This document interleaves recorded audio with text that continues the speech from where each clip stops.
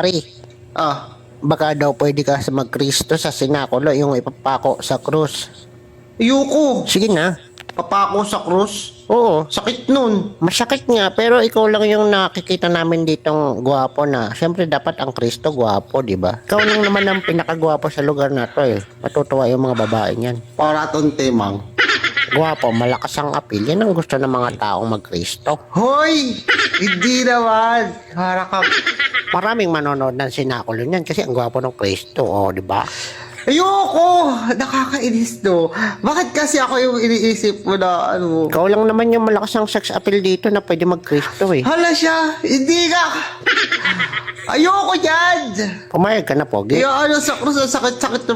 Maliit lang naman yung pako. Alam ko yung mga gwapo, hindi yan maaari sa sakit eh. Hoy! O sige, kung ayaw mo, wag na. Masakit ba yung pako? Baka matetano ako eh.